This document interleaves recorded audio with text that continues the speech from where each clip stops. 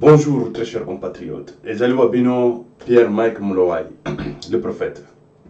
Lelo tozoya koloba pona situation ya meeting ndenge eleki na République démocratique du Congo, tokosala analyse, tokotia nano mwa bilili, moke de façon que batu ba mona nano ndenge ambiance ezalaki, ba nani balobaki, batu balobaki et tout ça, mais tokoya ko analyser maloba na bango et puis tokoya koloba tokoya komona nano situation ezali ndenge nini. Totala nano ndenge bazokende kokunda makambo ma machine à voter, bazokende kokunda ba fichier électoral o ya moyibi tokende totala après tokozongela les sous poto ya ko analyser oyo yango te ezali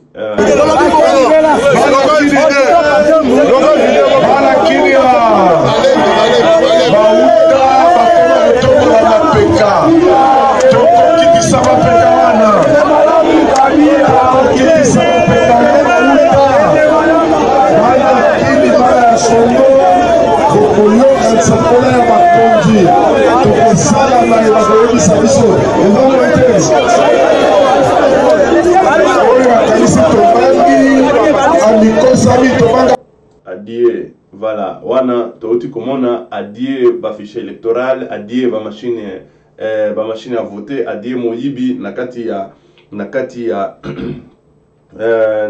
fichier électoral wana ezali situation oyo ezoleka na meeting pour le moment meeting esalemi bango nyonso balobi et tout ça tozokende sikoyo ko synthétiser ko kende koloba nini balobi et puis situation ekozala ndenge nini dans les jours à venir parce que pour le moment ezali meeting batu nyonso balobaki nazokende na kopesa bino ba détail correctement babandaki mutu nyonso alobaki alobi bango nyonso fachi nde alobaki mutu asuka fachi azali Félix Tshisekedi wa Mulumba nde alobaki mutu asuka et tout ça bon bango nyonso presque balobelaki makambo ya ba machine à voter machine ya nani machine à voter balobelaki ba makambo ya ba fichier électoral balobelaki makambo ba élection parce que Kabila pour le moment alingi de façon que akendete boyebi que le 23 décembre alingi ko négocier ko prolonger les sous report o bango bazobenga report yango Kabila alingi ko sala boyebi que nde boye a préparé depuis kala ezala kakaba non une année 6 mois 3 mois nandenga ko sala mandat mobimba et c'est comme ça oyo ezalaki les Cambonaye. Bon, de toutes les façons, situation ezaboye, situation yango wana tozo ebisabino nano bo s'affilier, bo s'abonner massivement na canal oyo, bo s'abonner massivement pourquoi parce que nde isika pour le moment tokobanda koya kopesa la bino ba information tout le temps pourquoi parce que tozali na situation nano boyebi ba pirate ba kotela kibiso ba pirate baza musika te baza pembeni na biso awa mais nzamba kosala bitumba isi ekomi spirituel et puis boyebi ndenge basali ba monike le géant est intouchable Google parce que bato chakayete mais mokolo bakoyoka ke tozuye ba millions pourquoi mabena bango parfois il faut qu'on démarque parfois le malheur est bon peut-être le malheur wana ils ont ça de façon que bokende sikoyo bo toucher plafond bokoma sikoyo likolo sikoyo muto asala kibino mabe akoyoka sikoyo mabe sikoyo koleka et pour ina sala kibango boye metala bakei va porter plainte Google a foutu bango ba million bakomba millionnaire mais ngana tikala kaka bon et go pesa bango les sous motema mabe botika batuta mazo sala bino mabe basa la bino mabe mais mabe wana nzambe akobalulango ekokoma escalier na bino yango tozokende koloba yango tozosenga na peuple congolais bo s'abonner massivement na canal oyo parce que ezali canal oyo tokobanda koya kopesa la bino ba information matin midi soir soki olingi ozala informé abonne-toi il faut qu'on s'abonner awa biso tozawana po tobunda la Congo tosale la Congo musala tozabana misala na bino ça il faut le savoir et puis il faut boyeba kango toza au service du peuple congolais. Et voilà, on vous appelle. Pourquoi est-ce qu'on vous appelle? De pouvoir vous abonner massivement na canal de façon que Topé Sarabino bah information matin, midi, soir. On ne dort pas, on est là pour pouvoir travailler pour le peuple nabiso. Voilà, na katia meeting bango nyoso balobaki.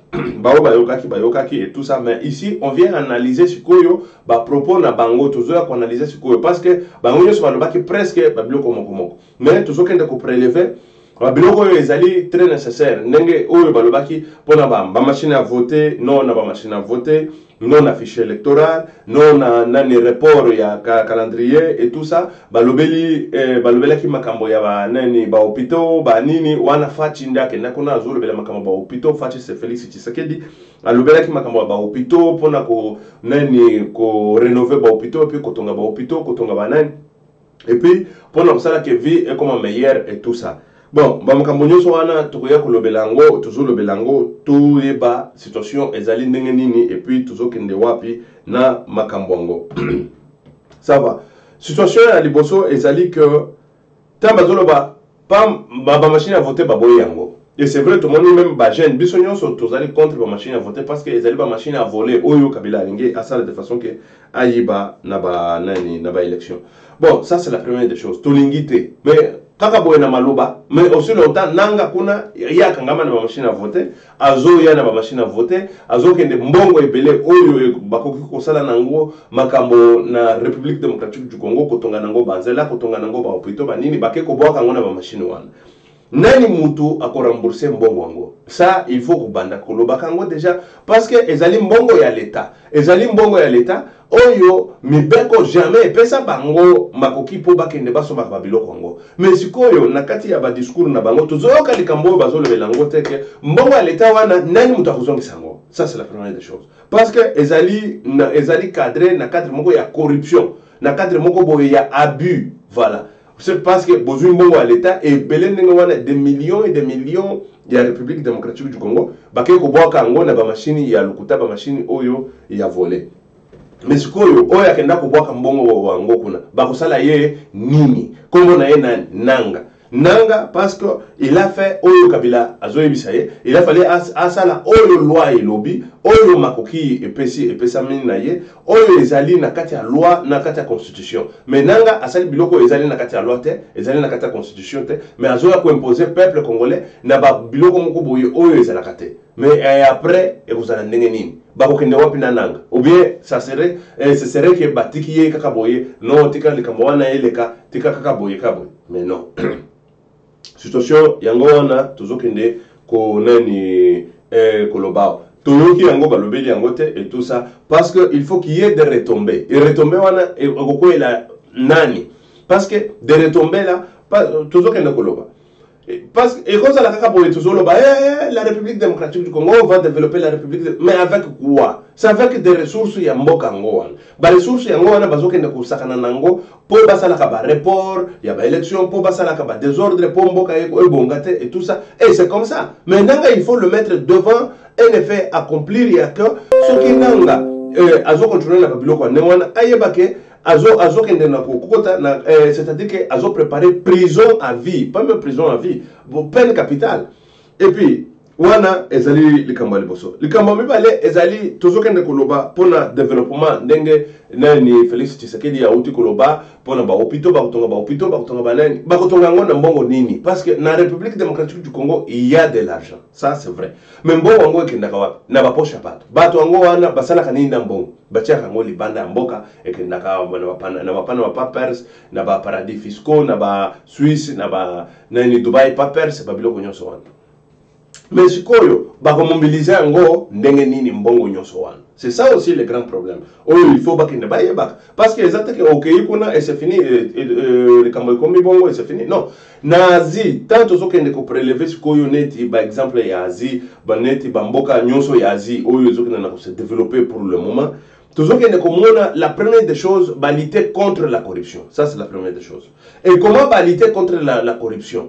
Nenge bakomi kotonga bamboka na bango ekomi koleka États-Unis ekomi koleka ba nani bamboka ebele kuna ekomi koleka États-Unis ekomi koleka ba nani ba poto ba nini pourquoi mboka na bango ezokende sikoyo na kokoma ndenge wana et ndenge nini basali po ba mobiliser ka mbongo wango wana parce que bazotia ba vidéo par exemple bamboka tokotanga neti bamboka nyonso ya zi wana ya mike wana.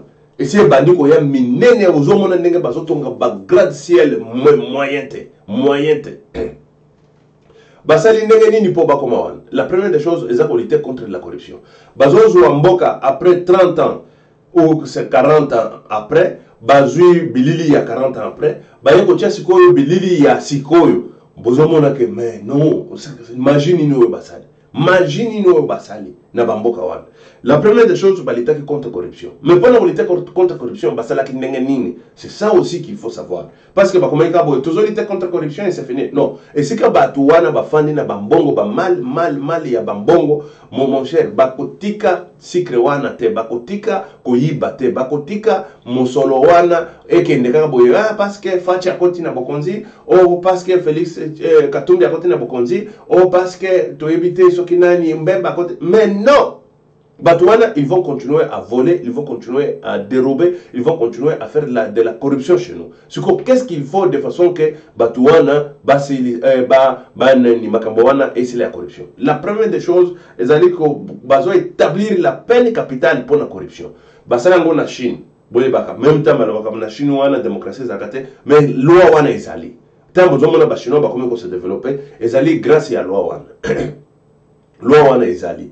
Ba nani na bamboka nyoso wana ya zi wana etongami koleka bamboka ebele etongami koleka pe Chine ezali kuna nazi basali ni ba établir ba loi wana. Mais chez biso nani akoki ko lutter contre la corruption? C'est ça le grand problème. Tolingi to yeba parce que batongo wana ezakaka bao bazo yiba wana lobi tamboko ya de façon ko banda ko lutter na bango pour ba yiba kali susu te tamba ko mona ke mbongo ko kima bango mbongo ko kota na kesa l'état et tout ça bango ne ba ko la première personne pour ba bonisa kabino pour ba lobaka bango batuma be et tout ça mabe parce que bolongoli bango mbongo ba banda ko yiba na mabenga ba banda ko chana mabenga na bango sikoyo batwana. Qu'est-ce qu'il faut faire? Il faut établir peine capitale oyibi bazuyo bacheyo na singa okufi et c'est fini. Bon comment on a battu ni critique aux à la terre ni bon critiquer na bango parce que c'est ça la démocratie. Aya loba na ben ayi bakali susute. Mais taya zo loba biloko ezotongama makambo ezo salema peuple ezomona maloba na bango et vous allez nil et sans effet. Pourquoi? Parce que il y a des choses oyo bokomi kotonga mboka koleka Afrique du Sud, bokomi kotonga mboka koleka Belgique, bokomi kotonga mboka koleka France. Et là, même mon moteur fongola mbanga na ye, pour peuple akenda koyoka ye, peuple banda kolia mbala moko na journée. Avant kolia 3 fois na journée. Nana kokende po ayoka ba criminel wana na ba mandi wana mutute. Et c'est ça le grand problème. Problème eza wana, il faut eza makambo nakata meeting nyonso wana. Ngana yoki eloko ya sikate. Na yokaka biloko balobaka chaque jour nani nazo critiquer bangote mais awa il faut que ça la strict parce que ezali likambo ya République démocratique du Congo, ezali likambo mboka, ezali likambo oyo yake nani tuzokende wana neti feti batu baye bele bayoki bazonge na bango c'est fini. Mais makambo balobi ya sika wana ezate yake toboyo machine à voter toboyo ba fichier électoral il faut balongo la banani babiloko ngo wana chaque jour balobakango toyebi nde yango balobeli wana même makambo pe oyo babakisaki muke ya nani ya bakijana talaka, c'est-à-dire que peuple azali tellement touché na babiloko wa bongo ya komona ke bana mike bazokende ko se prostituer bakijana bazobima bayebisi Fachilo ba makambo bakijana nga Pierre Mike Mulwai na banda kolobela ba makambo oyo. Il y a des gens qui m'ont taxé de tout sauf rien. Oh, regarde ce qu'il dit, regarde ce qu'il parle. Mais aujourd'hui, la population demande à leurs leaders de pouvoir parler de kijana parce que ce sont des histoires oyo et koki ko sale matin bana wana biloko wana ezali réservé na bangote ezali réservé na ba adulte de na prophète. Et chaque fois, dans le Bakamakambo, il chaque fois. Chaque fois, dans le Bakamakambo, il mais il y a des conséquences. Mais il y a des conséquences. Base la conséquence écoutez à bango tant ba kozala na kate ya cimetière bazokende kocha bango mabele na vie ezala kamoko vie ezala mibalete ezala kamoko. Une fois tu gâches ta vie. Ezana eti bouteille parfois bakokende ba tiango na banani ba balambi lisusu ba sali ba bouteille mususu même mutute ah voilà bato balingaka koyoka kate bon ils vont tirer des conséquences à leur tour. Voilà situation yango wana tuzokende koloba situation oh ya babidjana wana et tout ça. Moi je parlais de tout ça. Il y a des gens qui m'ont taxé de tout sauf rien. Mais il y a eu des gens Oyo, Bazalaki au moins crédible, Bazo parce que crédibilité, bah, que c'est comme ça la vie, il faut parler des choses. Oyo, Bazo, Mona, et tout ça, mais ils ont rongé le peuple, ils ont bombardé, ils ont Fati, ce qui va ça qui est, pour lui, c'est comme si ils ont politique était. Ils ont politique, mais c'est la politique. Le peuple a demandé. Le peuple a demandé, pardon. Le peuple a demandé de pouvoir parler de Makamaki Kijana. Vous comprenez? Voilà. Wana ezalaki parenthèse. Makambo nyonso ezaka politique. Tam bomoni mutozo koloba makambo awa ya nani? Et c'est comme ça. Et surtout je suis prophète chaque fois dans le makambo 5 ans après bokomona makambo bandi ko Salem. Toleki wa. Tozokende koloba siko makambo ya corruption. Il faut tozongela na point wana point moko eza point munene. Mbongo bazokende koyebisa biso ba même discours oyo ba lobaka chaque jour ba même discours oyo ya ba machine à voter ba nani. C'est quoi ça? Nous on n'a pas besoin de ça parce que ça on le sait. Mais comment est-ce que vous luttez contre la machine à voter? Parce que vous êtes à la maison. Tout le monde est à la maison, calme, tranquille. Mais on parle seulement de la machine à voter tout ça. Mais qu'est-ce que vous faites contre la machine à voter? Nini bozo ça la contre parce que balobia OK élection oui toujours qu'il y a élection avec mais ba élection sans machine à voter mais ce que ba élection ko kende nini parce que kanambe wana ache ba machine à voter ba million wana ba che wana ezalaki po a prolonger nani le 23 décembre ba élection ezalate parce que ba nani opposant ba boy ba machine à voter mais aujourd'hui là on s'attend à quoi? C'est ça les grands le problème one. Azokena koloba makambo ba report mais oui mais report comment?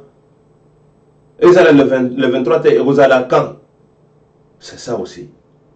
Bomonaki Kabila mbabanda kofinga ba nani ba belge et tout ça. Bazongi na makola ba belge. Ba komo kene kolela. Bazolela nini? Toyoki déjà nungu. Kabila azokena na ba belge wana ko kende koluka siko report.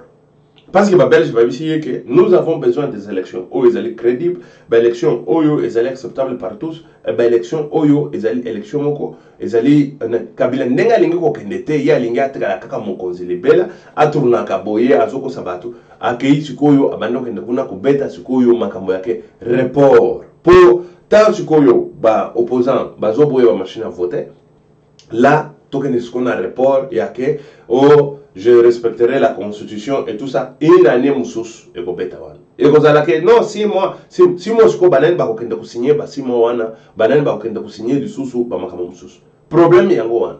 Là, nous avons un sérieux problème même devant nani et ba opposant. Ba opposant sikoyo, tant que makamo ba report. Et bandi sikoyo eke na niveau de la communauté internationale et comme siko que baboy ba machine à voter et tout ça mais il faut ba élection ezal. Siko ba élection ko zala ndenge nini? Ça ba machine à voter Kabila siko atie bino contre mur na ba machine à voter na ba nini et tout ça. Siko wana ko comment bon soki baboy ba machine à voter bokende na report de façon que balongo la ba machine bokende na nani. Siko wana Kabila azokende na ko kanga bino banzela gauche droite. Mais siko tanga ko kanga nzela wana nani mutu akokende ko signer siko lisusu report ya ba élection. Mutu nyonso akosigner report ya élection bakobenga ye kolabo. Mutu nyonso akosigner report ya élection bakobenga ye kolabo.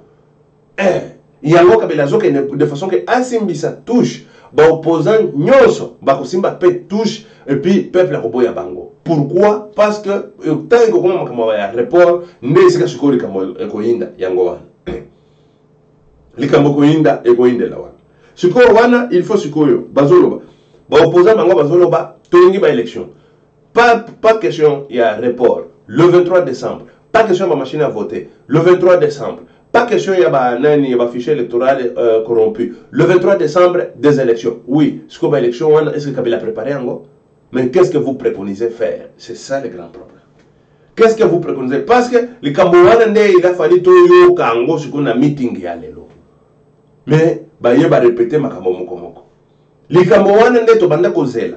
Nakati ya meeting ke baya bisa biso ke nene topesa ki sikoyo ningisa que le 23 décembre toujours qu'il y a une élection mais ba élection sans machine à voter ba élection sans fichier électoral corrompu oyo ezana bato oyo bazali na ba empreinte digitale il faut que l'on la bango et tout ça Bon, Tolingi, élection le 23 décembre, report ezalate et tout ça. Oui, Tolingi, élection. Mais si quoi, ce que élection, ça limite, Tokosala, nini.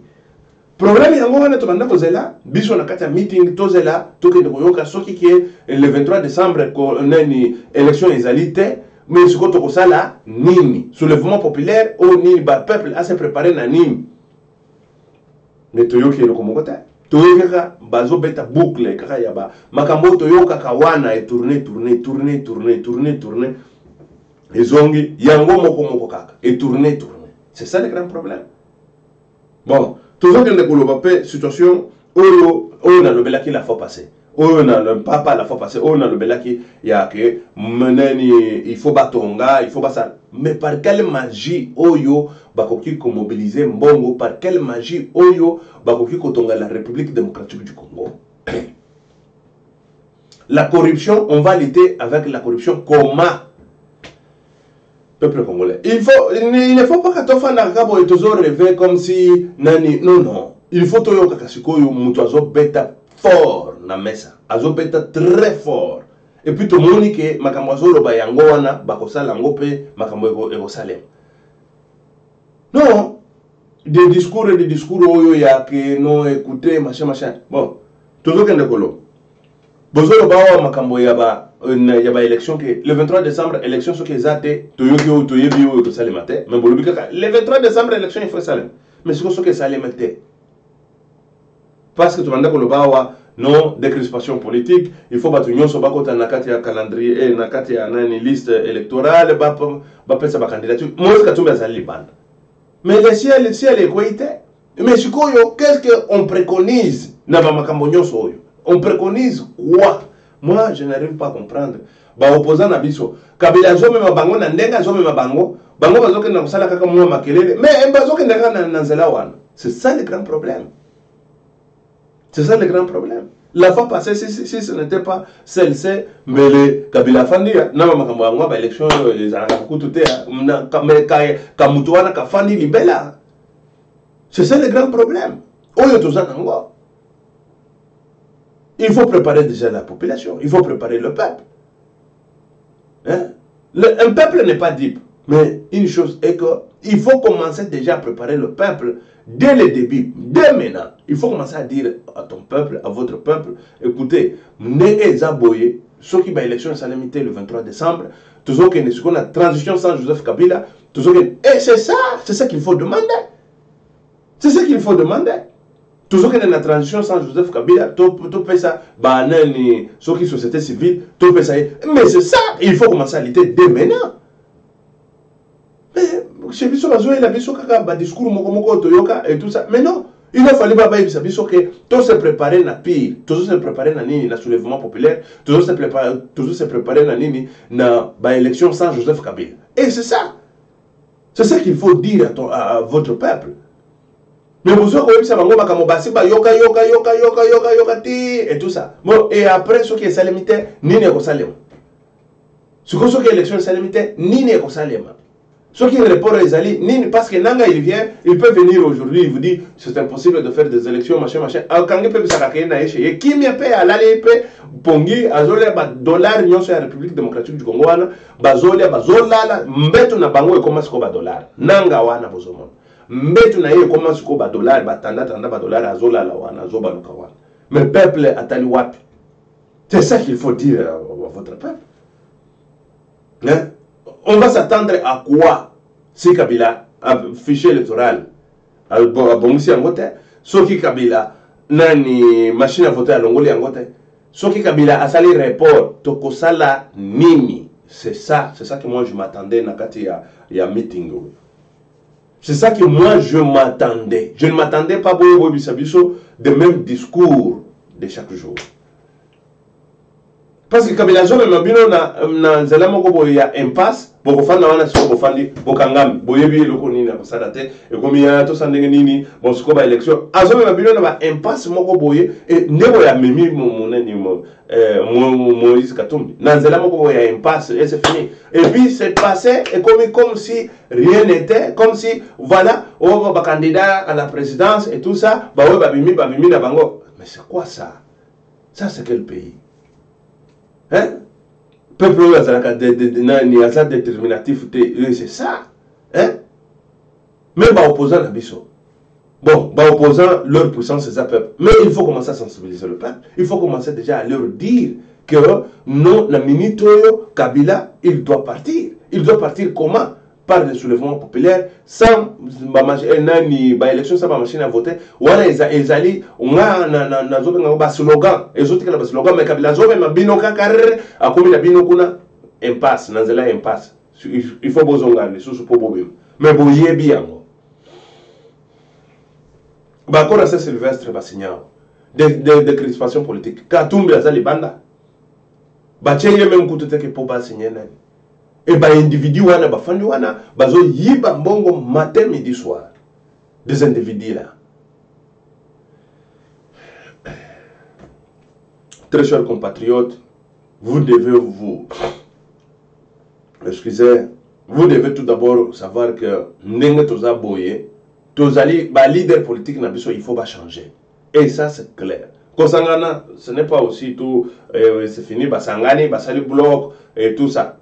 Félix Tshisekedi alobeli yango makamba kosangana et tout ça bango so bakomi eloko moko pour la candidature commune bakoloba et tout ça oui mais ce n'est pas ça notre souci ce n'est pas ça notre souci est que comment kolongola batuana na kati ya mboka wana parce que mboka wana atasoki bosangani ndenge wana bokende bako battre bino bako yiba pona bango ba élection ça ne compte pas bango ezali nomination comme kanamba afandi kuna a nommé ba biloko na ye et c'est fini à publier comme il a toujours fait et c'est ça le grand problème et notre lutte yango wana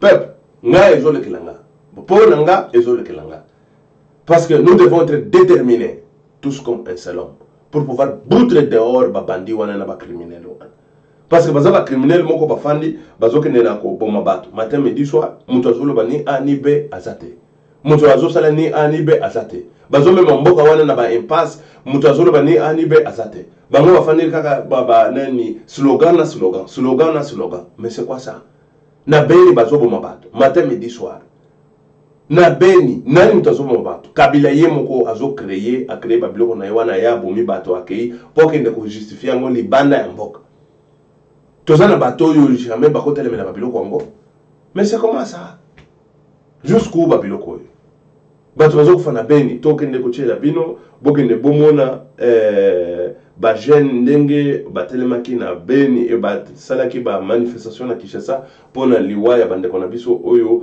bazo kufana beni matin midi soir ezali kambo oyo to ko bossa na te bazali bande kona biso oyo bazo kufa totala ba jeune na biso beni bazo koma beni bazo koma Beni bazo koma Beni bazo koma Beni bazo koma Beni bazo koma Beni bazo koma Voilà, bomoni ba jeune na biso ndenge bazokende kolela pona bande kona biso bakufa ki na beni basalaka ba manifestation et tout ça donc kamonyoso yo bazolela bande kona biso bazolela bana na biso oyo bakufi na beni bazoboma biso epa ya Kabila zoko kende kokosa ke ADF nalu ye comme terroriste quand ADF nalu ye asali nini po ayaka kobomaka bato et puis revendication ya ADF nalu ezalaka nini tolobaka yango chaque jour toyoka revendication ya ADF nalu te toyoka ni banani ni bazoluka nini et pourtant soki ki revendication ezali bokoyeba ba terroriste bango wana et tout ça boyebi la fois passée banani affaire mosusu ebimaki ke Kabila azokende alitindaki leki na ye azokende kopesa siko ba terroriste ya minene bakote ya S1 et bakote ya bazi wana bando kende kopesa bango bambongo po baya babomaka bato na Congo aya kosaka soki ndeni sikoyo makambo wana ebimelaki na États-Unis. États-Unis ayebi ke leki ya Kabila azokende ko ravitailler azokende ko pesa bambongo ebele na ba terroriste na zi epesa ki bango sikoyo ko banga baboyi sikoyo ko nani ko zo batongo wana po baya na kata République démocratique du Congo. C'est pourquoi parce que bayebi ke bazo préparer déclare na bango moko parce que tant bazo ko tisa mbongo na ba compte ya ba terroriste wana ezali déjà que bozo participer na ndenge na bino na ndenge ya kozala ya nani na ndenge ya ke bino pe bozali ba terroriste siko Kabila bangi babendi nzoto mais makambo nyonso ezoleka na République démocratique du Congo wana ba américain bayebi yango ba français bayebi yango la communauté internationale le sait que mutu azoboma bato wana Kabila azali mutu mosusu te. Mais biso totika la député, il faut to bana ko dénoncer kango matin midi soir de façon que baïba que peuple pe ayebi nani muto azoboma biso. Peuple pe ayebi nani muto azoboma biso. Muto azoboma biso azali Joseph Kabila Kabange. Yende mutu azoboma biso matin midi soir de façon que atikala na bokonzwana pendant longtemps atikala na bokonzwana sans que azana na concurrent afanda kazo yiba kambongo mbongo nyoso ya République démocratique du Congo bazokenda kuchanga na Panama Papers na ba Dubai Papers esika mama na ya afandi na Dubai Papers. Ok, merci très chers compatriotes na ke na tikibino, que Dieu vous bénisse tozalaka awa na canal oyo bo s'abonner massivement de façon que excusez ba information et comme la cabino nandako matin midi soir bo s'abonner massivement ko s'abonner ezali gratuitement c'est-à-dire ba bazo landa biso à partir de mobile botala na sewana na kati ya na commentaire bokomona ba lien ezali toloba ba lien ou banini wana bo s'abonner lien e cause la soki ezana canal mususu bokomona lien ezali kuna na se bokota na lien wana tambo bokomona que Pierre Mike Mlowai vidéo fungwami azawana o s'abonner. Il faut bo s'abonner na ba canal nyonso yo bozomo nanga de façon que to to pesa kabino information. Bazo bonisa biso mingi matin midi soir pour to pesa kabino information te pour information comme la kabino te mais de toute façon to koyeba ndenge nini to ko régler situation ngo to zali na kata bitumba ezali munene Zambe apambola bino et puis to kolonga bitumba ngo bo s'abonner massivement na canal oyo na ba canal nyonso oyo bozomo nanga bo s'abonner massivement. Ok, merci très chers compatriotes. Ezalaki wabino Pierre Mike Mulowai. Ok, merci, ciao.